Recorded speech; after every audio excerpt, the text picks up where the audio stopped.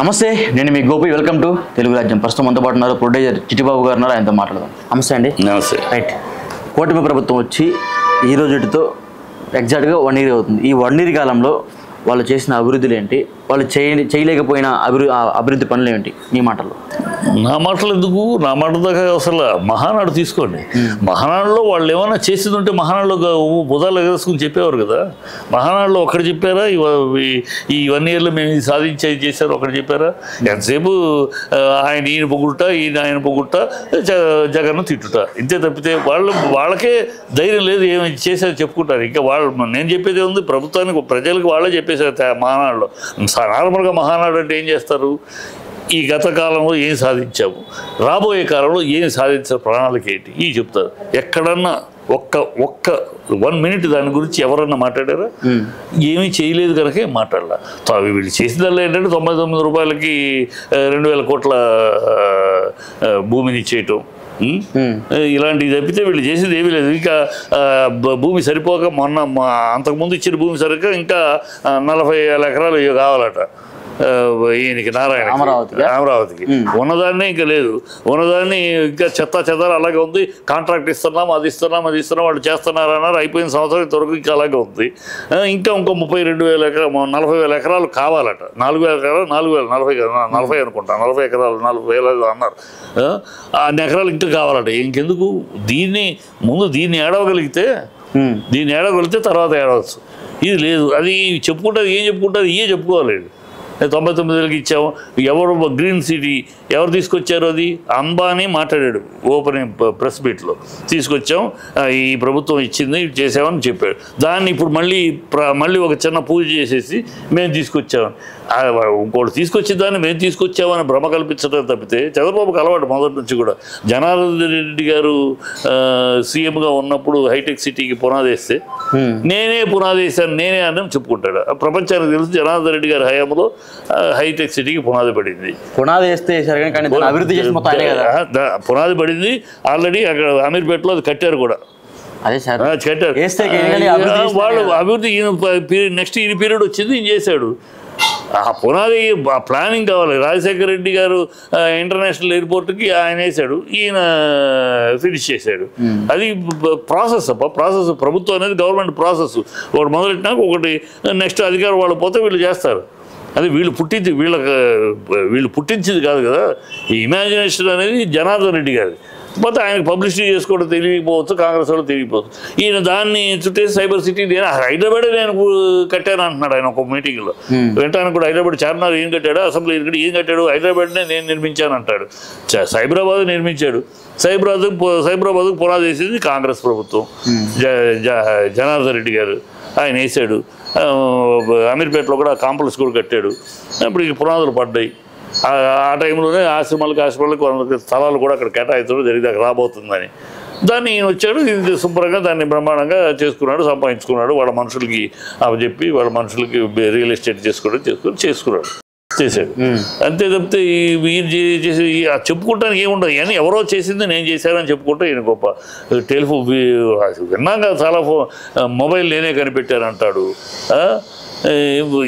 ఏం మాట్లాడతాడు ఆయన? అన్నీ ఎవరు చేశారో నేను చేశాను అని జనాలు నమ్మేస్తారని మొన్నటిదాకా నమ్మారు. ఇప్పుడు సోషల్ మీడియా వచ్చింది, అన్నీ బయటపడుతున్నాయి. అదొక డ్రామా, ఆయనకు అలవాటు. అదే డ్రామా వీళ్ళు ఏమీ చెప్పుకోలేదు. చిత్తశుద్ధి ఉంటే ఖచ్చితంగా మహానాడులో చెప్పేవారు, మేము ఇది చించాం, ఇది పొడిచామని. ప్రజల ముందు చెప్పలేరు, ఏది లేదు. అందుకనే ఎంతసేపు వాళ్ళని పొగుడుకుంటూ ఇతరులను తిట్టడం, నువ్వు గొప్ప, నేను గొప్ప, నాది గొప్ప, పరులు చెత్త, పరమ చెత్త, ఇదే తప్పితే ఇంకోటి లేదు. జగన్ జపం తప్పితే ఏముంది అక్కడ? ప్రజల జపం లేదు, ప్రజల కోసం చెప్పాల్సింది లేదు, ప్రజలకి రేపు రాబోయే కాలంలో రాబోయే 1 yearలో మీరు చేస్తామని చెప్పింది లేదు. ఇంత చేసామని చేసామంటానికి మీరు ఇచ్చిన 116 ప్రామిసులు ఎక్కడ, 101 ప్రామిసులు ఎక్కడ? ఒక్కటి కాదు. ఒక్కటి కాకపోతే ఒక్క పెన్షన్ కూడా ఏం చేస్తున్నారు? మళ్ళీ దాంట్లో పాలిటిక్స్. పెన్షన్లో వాళ్ళకి టీడీపీ వాళ్ళకి, జనసేన ముసలి వాళ్ళకి, మళ్ళీ వాడు కాని వాళ్ళకి కాదు. అది కూడా ఓపెన్గా చెప్పాడు కదా. వాళ్ళు ఎవరికి పరోక్షంగా కానీ ప్రత్యక్షంగా కానీ వాళ్ళకి సహాయపడద్దు అని, ప్రభుత్వ ఈ పథకాలు అందనే వద్దని ఓపెన్గా చెప్పాడు. గత ప్రభుత్వం ఏం చెప్పింది? ఎవరైనా సరే ఏ కులము ఏ మతము ఏ పార్టీ అనవసరం, అర్హులందరికీ అందాలని గత ప్రభుత్వం. ఈయనేమన్నాడు, అర్హులు కాదు మన పార్టీ వాళ్ళు తప్పితే వాళ్ళకి అందనే వద్దనే అని చెప్పాడు. ఇది దౌర్భాగ్యం. వీళ్ళు అందుకని ఏమి చెప్పుకోలేక ఇంకా దాని గురించి చెప్పేదే ఉంది. అదొక దరిద్రం. ఆ కూటమే ఒక దరిద్రం, అనైతిక కూటమిలోనే నైతికత లేదు. చంద్రబాబుని మరి మోడీ అనలాట ఇంతకన్నా అవినీతి చేసే ముఖ్యమంత్రి లేడు అని అన్నాడు ఆయన. ఈయన ఈ దేశంలోనే ఉంటున్న పనికిరాడు, ఈయనకన్నా నా కార్యకర్త ఒకడు బెటరు, ఈయన పెళ్ళాన్ని చూడలేని దేశాన్ని ఏం చూస్తాడు అని పిచ్చి మాటలు మాట్లాడాడు చంద్రబాబు మోడీని. పాసిపోయిన లడ్డూలు ఇస్తారు, జీవితంలో బీజేపీతో చేయి కట్టడం చూస్తారు నా ప్రతాపం అన్నాడు పవన్ కళ్యాణ్. నా తల్లిని నిందిస్తారా లోకేష్, వదిలిపెట్టను, మీలాంటి అవినీతి పార్టీ మరొకటి లేదు, వదిలిపెట్టను, నా ఆవేశం ఏంటో నా పౌరుషం ఏంటో చూపిస్తా అన్నాడు. ఇప్పుడు ఆ పౌరుషం ఏ గిద్దలో పెట్టి అరగిద్ద మూత పెట్టి దాచిపెట్టుకున్నాడో తెలియదు పవన్ కళ్యాణ్. ఆ పౌరుషం తల్లిని తిట్టిన వాడిని వాడు క్షమాపణ కోరితే క్షమించడం విన్నాము, కానీ తల్లిని నిందించిన వాడిని వాడు క్షమాపణ కోరకుండా ఆవేశాన్ని ఆ పౌరుషాన్ని చంపుకుని క్షమించిన వాడిని పవన్ కళ్యాణ్ ఒక్కడనే చూస్తున్నాం. ఎవడైనా సరే తల్లిని నిందించిన వాడు క్షమాపణ కోరితే తప్పితే క్షమాపణ కోరకుండా వాడిని క్షమించడం అనేది పౌరుషం ఉన్న మానవుడు ఎవడు కూడా, మానవ జాతిలో ఎవడు కూడా పౌరుషం ఉన్నవాడు, శివునితుడు ఉన్నవాడు చేయరు. కానీ అన్నీ మర్చిపోయి ఈయన వెళ్ళిపోయాడు. వీళ్ళు మళ్ళీ పొత్తు, వీళ్ళు ఒకళ్ళు ఇప్పుడు పొగుడుతారు. చంద్రబాబు అంత తిట్టిలో ఆయన్ని దేశోద్ధారుడు అంటాడు, బీజేపీని అంత తిట్టిన ఆయన బీజేపీని దైవేచ్ఛైన పార్టీ అంటాడు. ఈ మోడీ గారిని కూడా నాశనం చేశారు. మోడీ గారు ఒక లక్షణమైన నాయకుడు.